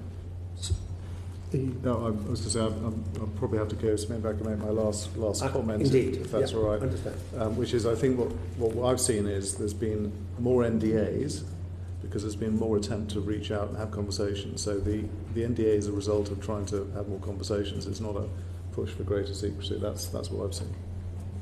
I'd agree with that. I mean, certainly at various different occasions, ministers have been very seized about, have you got any industry views on this? We've used NDAs to get industry views, to do research, to sound them out about policy development. I haven't heard any angst in relation to the work that HMRC's done about, I'm signing an NDA I think in general people have welcomed the fact that they can get inside the policy development process on that basis. You seem for us, I mean, we did exactly the same as Ian, thank you. Thank you very much.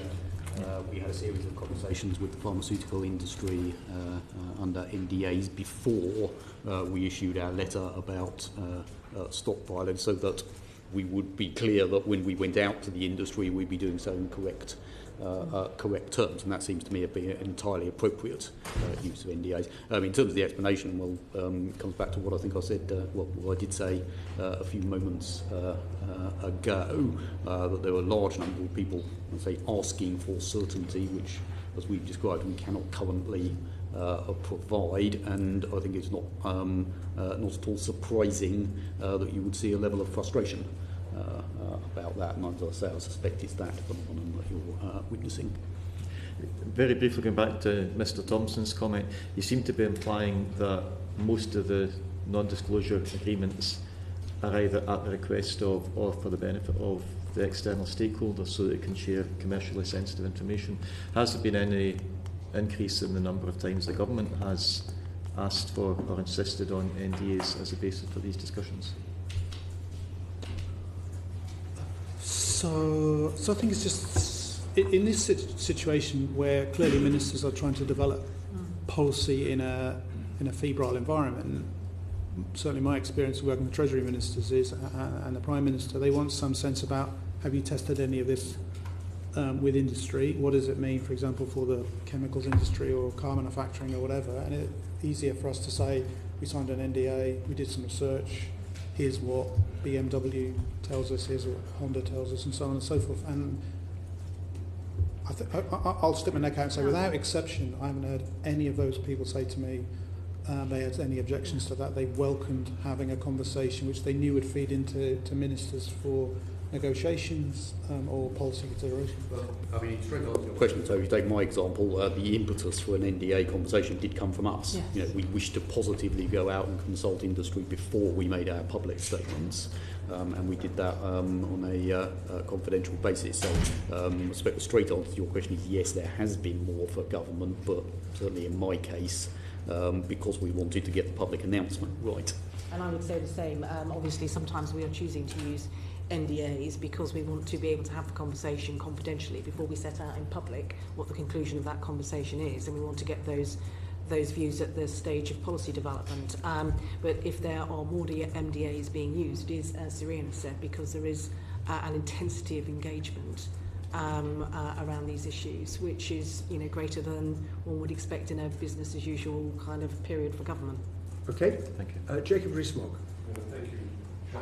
Good morning. Thank you all for coming in. Ms Thompson, I want to follow up really from an evidence session in front of the Treasury Select Committee given by a couple of your colleagues, Mr Har and Mr Williamson, in 2017. Yes. Because at that point they were extremely confident about the ability of HMRC to be ready under all circumstances from a UK point of view. And I'd like to confirm that that's still your view and expectation. And are you asking about a deal or no deal? Under all circumstances, they were confident that HMRC would be able to cope with whatever happened. So if you ask me to get off the fence about yes or no, I think I've been relatively transparent about what the top risks are for us: Northern Ireland, customer readiness, and member state controls. I could go beyond that, which is what exactly happens with Ro-Ro ferries. There's the question about postponed VAT accounting, which has come up in some other select committees. Will CDS be ready, which somebody may or may not have a question on, I gather. But we have a full-blown contingency in chief. That was about to be my question, actually. Okay. And then where are we with legislation? And those are my top 7. It depends where you feel that my responsibilities start and finish. It seems to me that increasingly HMRC feels responsibility for the entire tax system, not just for what does HMRC do. So if you take CDS, the implementation of CDS, actually a full-blown contingency, which is a scaled-up version of Chief, will be ready to cope with 300 million transactions a year. So HMRC therefore would have the facility to process 300 million customs declarations a year. Will customers be ready to submit that level? Well, I'm putting some significant doubt on that. So it depends where you want to draw the line about whether we're ready and whether the system is ready. Mm-hmm. Does that make sense? CDS is delayed. And so it's an expansion of chief. Because in 2017, to be fair, yep. You and your colleagues were very careful to say that they expected CDS to be ready by 2019, that you couldn't guarantee it, to use a word Sir Chris very carefully and wisely avoided, and that non-guarantee was the right thing to say. Yes, so if you recall, the Customs Declaration Service was originally to be implemented in 2020 in accordance with the deadline for the rollout of the Union Customs Code. But we brought it forward to 2019 because of the vote to leave the European Union. What's actually happened now is it's slightly moved back. We have, though, a highly reliant system, the chief system, but it can at the moment only scale to 100 million transactions. But it's reasonable, and there was a question earlier that we would have to scale to 300 million. So we have spent a fairly small amount of money to scale it up to handle 300 million. I gave extensive evidence to the Public Accounts Committee about this. So at the point when you've got a fully scaled chief, actually it doesn't really matter about CDS. It can take as long as we like to roll it out because you have a fully functioning plan A, and you can migrate people onto CDS over a long period of time. And in relation to the Northern Ireland border, again, from the UK's point of view rather than from an agreement or non-agreement point of view, Mr. Hara gave evidence that they would be able to manage the border without physical controls, and that this was in answer to George Caravan's question, and that they had an intention of having controls physically at the border. These are questions 583 and 595 from the evidence given in February. That, I assume, is still the position of HMRC? Correct. Thank you. And one of the other things Mr. Hara said, which was question 552, he said there's certainly no direct correlation between any increase in the volume of customs declarations and an increase in the resources needed to administer the customs system. Yes, that's correct. And that's correct. So there must have been policy decisions made that have led to the requirement for HMRC to spend several £100 million and to employ so many thousands more people. These are obviously political responsibility rather than a civil service responsibility. I wonder if you could outline what the policy decisions are that have been made that require this extra expenditure. So it's a mixture of the two. So if for a 5-fold increase in the number of customs declarations, we require a 3-fold increase in the number of people. So that it's not a linear relationship. We need some increase. And that's because our view is that intra-EU traffic has a lower risk than trade with the rest of the world. So you do not need a 5-fold increase in the number of people, you only need a 3-fold increase.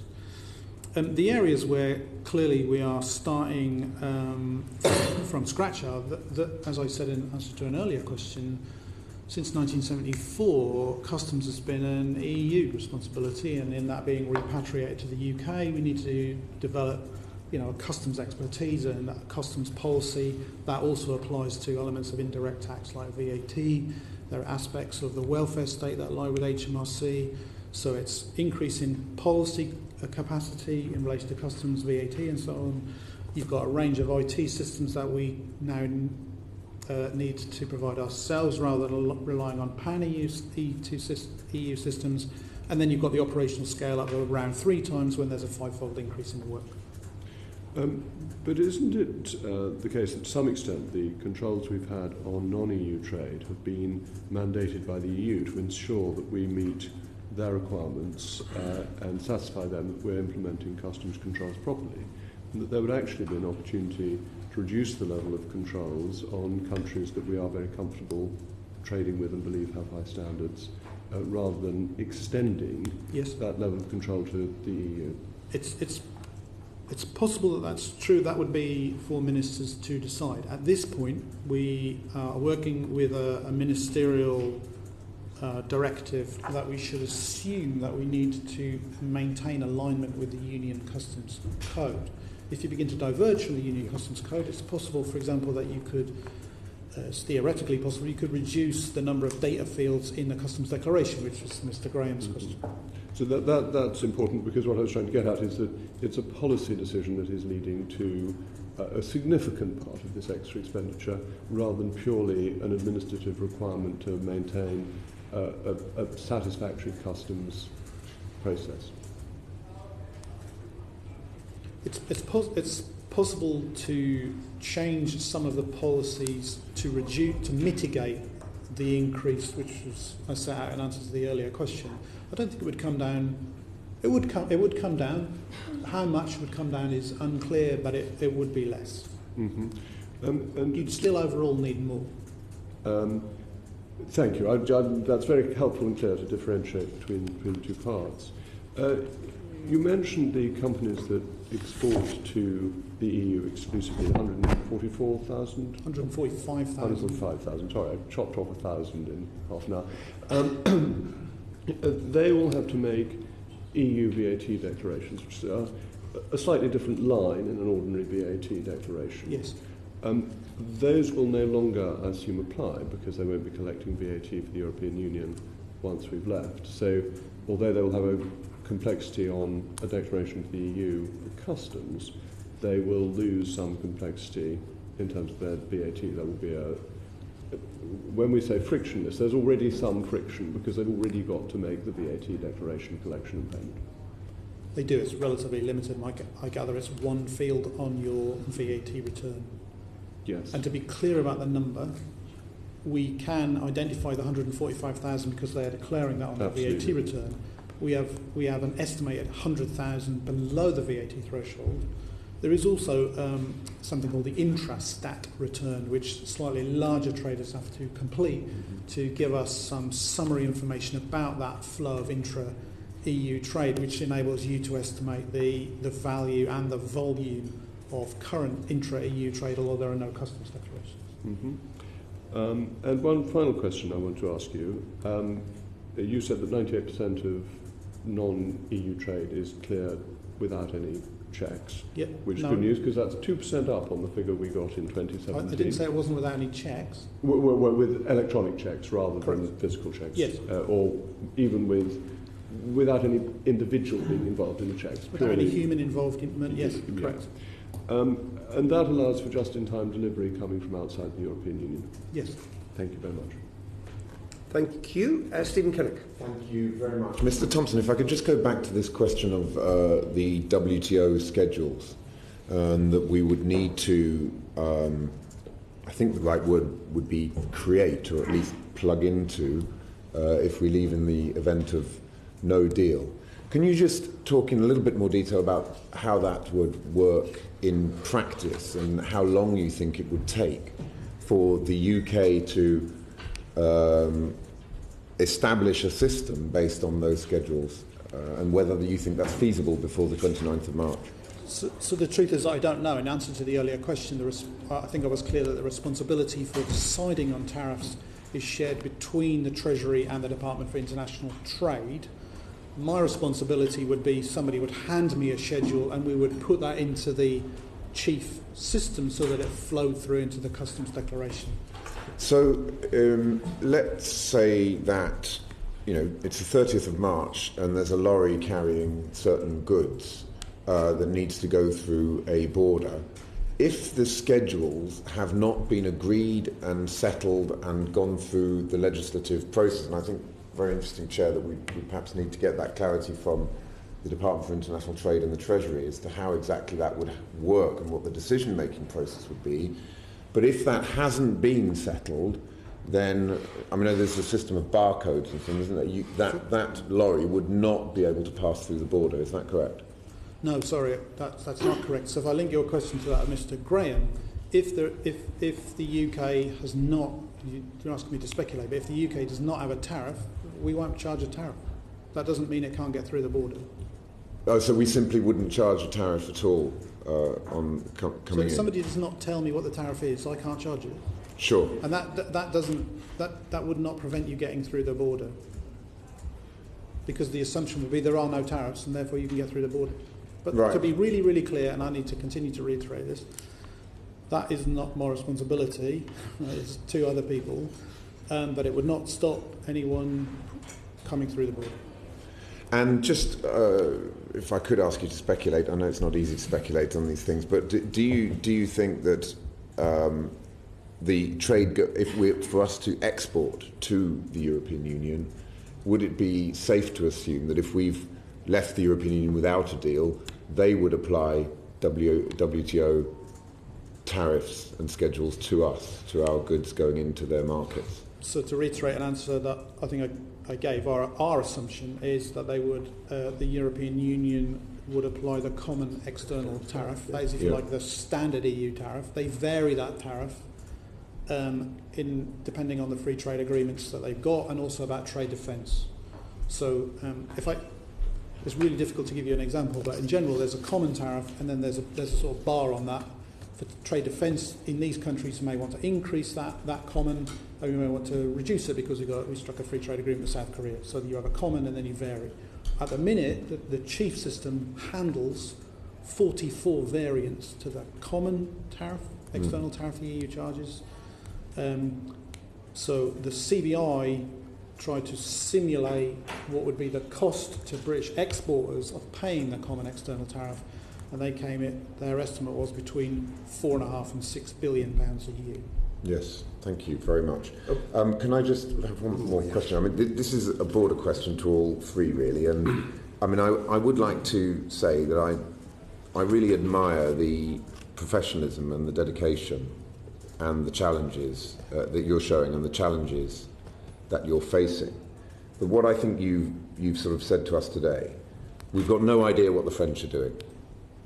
We've got 145,000 businesses that don't seem to be, there was 1 or 2%, I think, that have actually seemed to be making inquiries that would suggest that they're preparing for this. We've got no real idea what's going to happen on reciprocal healthcare. We have a ludicrous amount of primary and secondary legislation that would have to be passed in order to be ready by the 29th of March in the event of no deal. Isn't it absolutely clear that this no deal thing is a charade? That it is simply unthinkable that the United Kingdom could leave the European Union without a deal? Well, it's for you to describe it how you want to describe it and play it back. I don't think it's for us to comment on the words that you use. Anyone else care to comment on that? No? Okay. Thank you very much. Right, Jeremy Lefroy. Thank you very much. Could I first talk to Ms. Kelly about vehicle type registration? At the moment, a number of European vehicle manufacturers register their vehicles in the UK because it's a very efficient system. Skoda, for instance, registers 1 or 2 of their popular models in the UK for the use right across Europe. What will the situation be post-March the 29th? So, obviously, in a deal scenario, we would hope that vehicle type approval is part of a sort of wider system of a common rule book or mutual recognition. As for a no-deal exit on the 29th of March, there are a number of possibilities. It is true that UK type approvals will no longer be valid within the EU. One option that we are working on is that the Vehicle Certification Agency, which is the agency in the UK which does those type of approvals and at the moment produces EU valid approvals, could continue to do that work for UK manufacturers, but then it would still need to be authorised by a European, an EU type approval agency. Another is that UK manufacturers would need to go to an EU type approval agency in order to have their type approvals recognised. Is the proposal from the UK to recognise European type approvals even if they do not recognise that? That is currently our plan, and yes, that is our current plan. So it means that there would be no point in anybody in future putting their vehicle through a UK type approval if we adopt that approach, and therefore, in effect, the agency would have no work to do. Well, at the moment, the agency is expected to have a significant amount of work to do and is gearing up accordingly. Clearly, if in future UK-based approval agency, manufacturers choose to go to EU agencies for their type approval, then that will have an impact on the VCA's workload. I confess I may need to check whether under the way the legislation is framed means that there would need to be a UK anyway approval for vehicles that need to be registered in the UK. Thank you. Could I move to air transport? Pretty much every single, certainly civilian airliner in the world has bits made in Britain, whether wings or engines or wherever, whether they're made by Boeing, Airbus, Embraer, McDonnell Douglas or anybody else.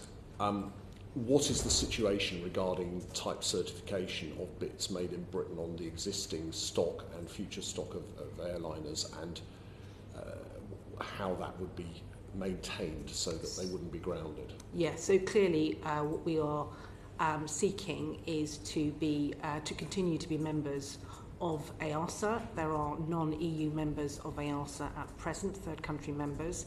Could you give us one example? I think Norway is non-EU. But they are EEA. Is there a non-EEA? Is Israel? Well, it is certainly possible. It is certainly possible for the UK to continue to be a third country member of EASA. There's no reason that I can tell the committee why that is impossible, and indeed it's our sort of preferred approach at the moment. So we will continue to be a part of EASA, which of course provides many of those aircraft product approvals at the moment. If it is not possible for us to continue to be a member, then we would look to have a bilateral agreement with the EU on air services, and then our third fallback, as it were, is that the CAA would take on responsibility for type approvals currently carried out by EASA. But as I say, we're very firmly focused at the moment on ensuring that the UK remains a member of EASA. Thank you. Could I ask a question to Sir Chris now? There are more treatments that are exported from the UK, pharmaceutical treatments, than are imported on a monthly basis, certainly in numerical terms and possibly in value terms. Clearly you've made it quite clear that on imports the UK would maintain the current situation, would not put any blockage on that. Yep. Have you understood on the export side, because presumably European patients would be similarly concerned that if the only source of their medicines is from the United Kingdom and there were to be some blockages put in the way of that might have some impact on European patients, in fact? That's certainly possible. I mean, as with previous answers, I don't know what the EU and its members would choose to do in that circumstance. If I were them, I would want to go on receiving medicines from the UK as they do, but it's a matter for them. I should say, although just to be absolutely clear, although the volumes are in absolute terms greater, it's of course a considerably smaller percentage of European medicines come from Britain than British medicines come from Europe, so it is a bigger issue for us. I'd understood that the actual quantities were more from our side. but in a much bigger market.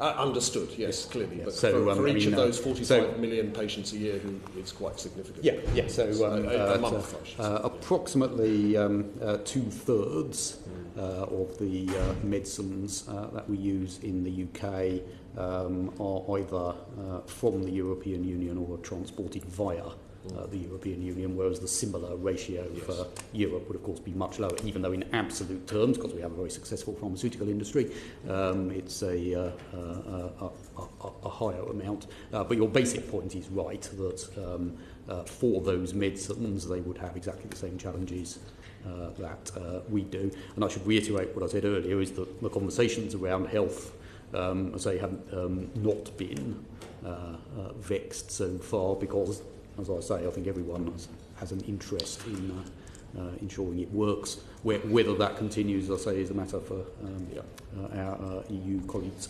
Understood. And two questions for Mr. Thompson, if I may. Following on from what Sir Christopher has said, and this is, I'm not asking you to speculate on what the French President or others might or might do. I'm just simply asking a technical question. Is it possible for a country to pick and choose, we might even use the word cherry pick, in terms of the products that they might want to take from the United Kingdom, which are quite critical to them, such as pharmaceuticals, as opposed to other areas such as motor vehicles or aerospace. So they might have a policy of waving through trucks with British pharmaceuticals on, but stopping those with British manufactured goods such as cars or aerospace parts. Do you want me to answer on the phone? I mean, we have looked at this on the pharmaceuticals question. I mean, it's theoretically possible, but it's operationally very difficult. The way supply chains and the logistics around this work is there isn't a truck that is exclusively medicines and another truck that is exclusively something else. The haulage industry fills its loads. No, but so if I may come back, I mean, I fully understand that. Yeah. But I'm talking more in conceptual terms. Yeah, I mean, that you know, a car transporter does taking cars from Solihull to Paris is not carrying pharmaceuticals, so it's quite easy to distinguish. So as I say, theoretically, it's possible to do that, but as I say, operationally, it's extremely difficult. Very little of our medicines comes in on containers of what we get from the via the European Union. We think at about 73% of it comes through the short straits, and about 90% of the medical equipment that we import comes through the short straits. So it's very much that closed loop and very complex system that we've been discussing that we currently rely on. So as I say, theoretically possible, but operationally very complex. Is that fair, John? Yeah. If I may ask Mr. Thompson that question, because I'm trying to get whether it is legally possible for two trading partners, on one hand, to say yes, we very much like pharmaceuticals to come, but on the other hand, not other products. I think it's very difficult to answer your question. I think you're asking. I'm speculating. Let me just check. You're asking whether a French customs officer could determine which lorry is carrying which goods and prioritise those in the queue. Yes, basically, and saying, look, we are very happy to take these pharmaceuticals because we need them, but we're not going to take your motor vehicles, or we're going to subject them to a much higher standard. You're stretching my knowledge, but I think it's quite difficult, isn't it? If as I'd understood it, if an exporter pays the common external tariff, then they have every right to export. And I don't know what the grounds would be for refusal.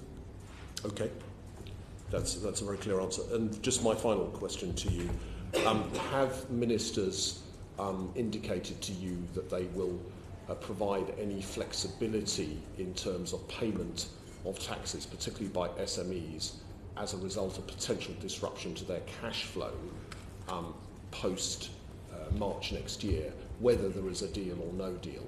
Because clearly an awful lot of them are either incredibly well prepared and not consulting you, or not well prepared at all and not consulting you. But my experience from many years in business is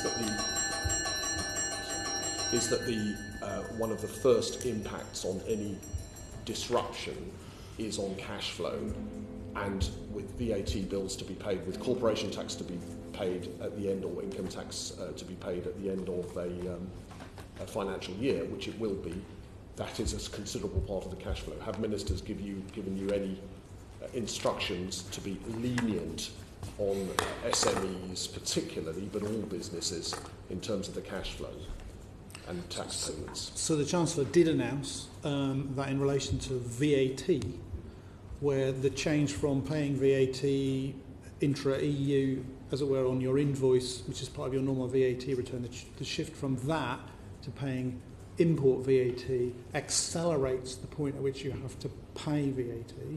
The Chancellor gave a very clear indication that he would ensure that did not impact on any UK business and would adjust the UK VAT system to make sure that SMEs, indeed any VAT payer, was not impacted negatively by that change. Beyond that, we're still working with ministers on it. Is there any further advice that we might need to give in relation to no deal? The Chancellor's been very clear about VAT, which is a multi-billion pound adjustment. Yes, and you haven't had any advice on income tax or corporation tax at this stage. Not at this stage. I mean, our general rules in relation to cash flow, it's just fair to talk to us. We strike time to pay arrangements in 96% of cases. We regularly have between 800,000 and 1 point something million individuals or companies have with time to pay arrangements. It's better for us to collect the tax slower than it is to do anything else. Thank you. Okay, Stephen Tim. Sorry, just to complete on that question. In relation to pharmaceuticals, we have said that, as we discussed with the industry, what is required to build up our buffer stock. We will discuss with industry what support they need, and as my Secretary of State has made clear, there is the possibility of that, including financial support, because you see exactly the difference that you described. We have some very big companies, some of which were doing this anyway, and some SMEs that were struggling, and those are the discussions we're having. That's entirely separate from the tax set of questions. It's about what you need to do what the government has asked them to do in terms of a buffer stock. That's very helpful, thank you. Stephen Timms. Thank you, Chair. Can I ask Mr Thompson a question first of all? You mentioned that there have been discussions with the Port of Calais about all of this. The committee visited Dover several months ago, and there was a representative of the Port of Calais present. And I think what he said to us was that their view at that time was if there was no deal, the Port of Calais would just have to shut down because they couldn't see a way of coping with the checks and keeping the lorries stacked up and so on. Has the Port of Calais, as far as you can establish, sort of worked out a way of continuing operating in the event of no deal? So I think I've been reasonably transparent that there have been very limited conversations with the Port of Calais, and actually the primary driver of checks is at the French national level. Although the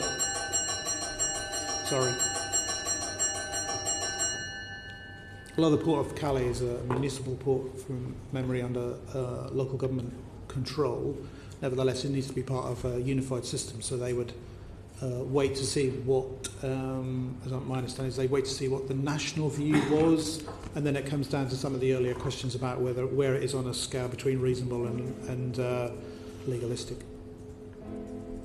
So the position hasn't really moved any further forward from, as far as I can see, and then this would be part of the, okay, you now in no deal, what are the individual conversations you need to have? That, you know, Calais and Dover would be almost at the top of my list as far as I can see. Yeah. So you're saying that at the moment they don't know what will happen, but one possibility is that they would feel they just couldn't handle the checks that would be necessary. I can't speak for the Port of Calais. I'm not running the Port of Calais. I mean, I think I know what I'm running, but it's definitely not the Port of Calais. Let me ask you though, that you did say there had been discussions with a number of other ports. Zeebrugge, you mentioned. Rotterdam. Rotterdam. Can you just tell us what the view there at the moment is about how they would be able to cope? So I think we basically start some informal conversations with them to see what they were planning to do. I mean, I think there's an increasingly large car park being built in Belgium, as far as I can see. But if we're being completely frank with you, both Zeebrugge and Rotterdam, I think, see this as a commercial opportunity. I mean, if you talk to trade, they quite often drive through northern France to see where the shortest queue is before they decide when to turn left. And from talking fairly extensively to road haulage associations, there is that flexibility, and so potentially we're in a situation where there is some direct competition between those three. The other two seem to be somewhat more willing to talk and do see it as a commercial opportunity for them. Although the crossing is longer, nevertheless it may be a commercial opportunity. Okay, thank you. Can I ask you a question about what might happen at the Northern Ireland border? I mean, you've made clear that there'd be no intention to put up, nor no need to erect infrastructure from a UK point of view. Yes. Do you are you able to tell us anything about what the thinking on the part of the Irish government would be about that, whether they would also feel that they wouldn't need to erect infrastructure? I'm not in a position to give you any opinion about what the Irish are going to do. I think it was relatively clear that it's the Irish, the French, the Dutch and the Belgians that we would need to have urgent bilateral conversations. And they haven't said anything? about what they would do? No. The countries are very seized about. There is an ongoing negotiation which is trying to strike an agreement en route to the deep and special partnership between the UK and the EU. They're very seized about that. All of those conversations therefore feed into Task Force 50. That's perfectly understandable. They don't really want to talk about no deal until and if it arises. Okay, thank you. And a question, if I may, to Sir Chris. How important is it for the UK and for the Health Service to maintain access to EU medical databases like those on infection control and pharmacovigilance?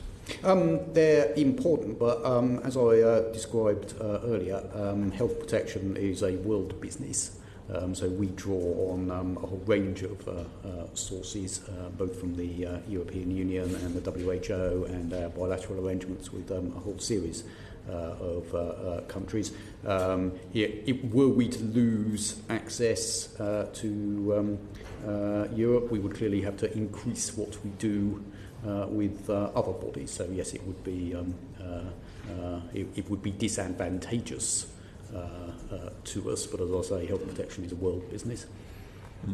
And if we're no longer part of the EU regulatory framework, what would that mean for the viability of clinical trials?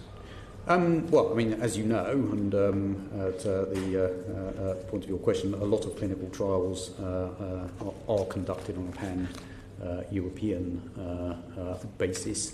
It would depend on what arrangements we could agree about our clinical trials. The key issue that would affect the trials would be whether our European colleagues after exit were recognising the results of those trials for their own regulatory decisions, and as with so many other things that we've discussed, that would be a decision for them, not us. Is it important for us that we would continue to be part of EU-wide clinical trials? Well, I mean, we've made, and the government has made clear that what we want out of a negotiation is to remain a part of all those systems, normally on an associate membership basis that goes across medicine regulation.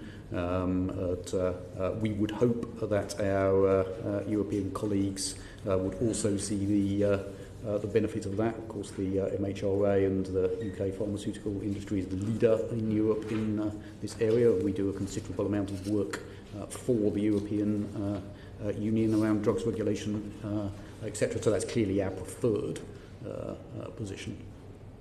Okay, thank you very much. One final and quick question to each of you from me.